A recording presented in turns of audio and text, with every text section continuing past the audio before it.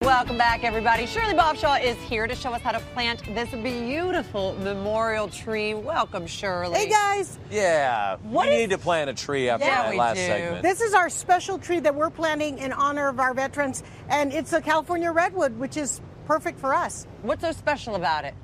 Well, number one, it's probably the largest growing tree in the United States. Wow. Tops up at 350 feet. Oh, my gosh. And it's, in its native area. But, you know, for us in urban areas and even some of you in different areas, it might top up at 60 to 90 feet after about 50 years. Best time to plant, Shirley? Well, trees in general should be planted when the tree's either dormant or when it's in a slow growth rate. So for us in a mild climate, that means maybe now, fall, or in spring. Cold climates, you want to make sure that it's in the springtime when there's no frost, or early fall before that first frost. So what's the best way to select a tree? Okay, so you want to select a memorial tree that, number one, is long-lived. Number two, is going to do great in your area. And number three, that it has some sentimental value. For us, this is tall, gallant, and valiant, just like our veterans. Yeah. I'm going to just make an observation. I don't know a whole lot about planting. Do you have a green thumb at all? No. No, not at all. No. But we could probably predict that root ball does not look healthy, or doesn't look Very right. good eye. Yes. Really? As a matter I of would've fact, never known that. I want to share this with you at home. There's been a lot of recent research about tree health and planting. A lot of us buy our trees that are grown in containers, but take a look at the roots here. This is what you call girdling. These are the roots, but they're growing around the root ball. That's not how it should be. It should be growing out and open so that it can, go into the new soil that you're planting it in. So I want to show you how to prepare this for planting. There, I'm we'll going do to set that there. my little friend down. Number one, here we go. Don't be afraid to deal with the root ball of your tree. So what you want to do is you want to start to take away as much of the soil as possible. I mean, you don't need to jab it, but, take your time. There's a lot of good things you could be thinking about, meditating and relaxing while you're working in your garden. So take your time, massage it out. Another thing you can do to get the soil out, get your water hose and just really work with it. Just rinse it out. Rinse it out. And then I have one here that's a little bit more advanced. Okay. It's still in a ball, though, after you do that. So what? It is. Okay. I don't want to hit you. There is our tall tree. Yeah. Okay.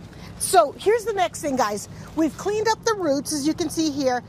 Do not be afraid to take a pruner and open up the root ball.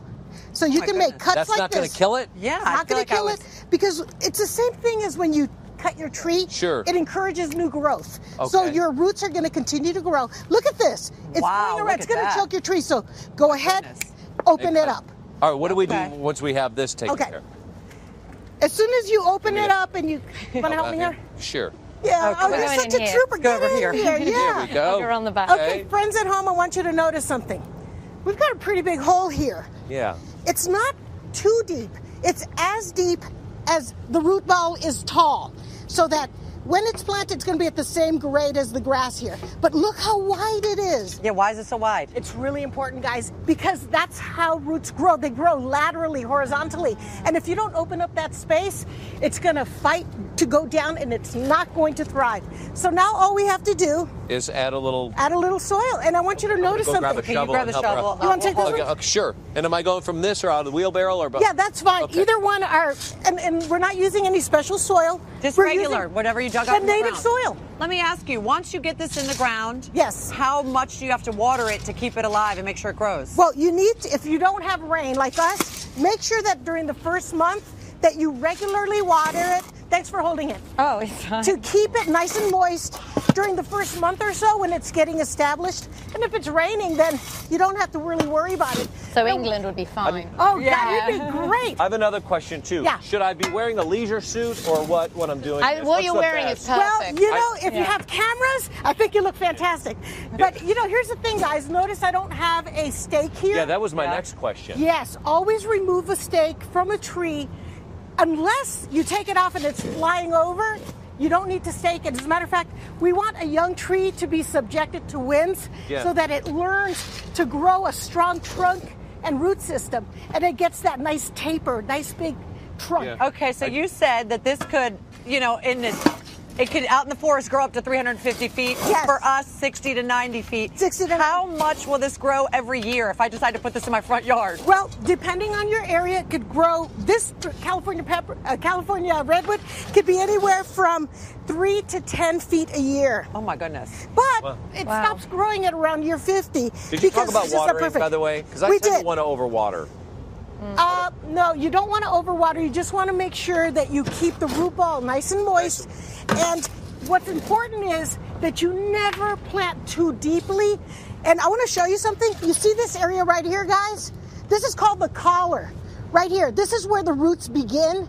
So the soil should always be at that level, never covering that. Never covering. Or you're going to suffocate your tree. Never too high. As a matter of fact, the collar can be a little bit higher, but never too low. Too low.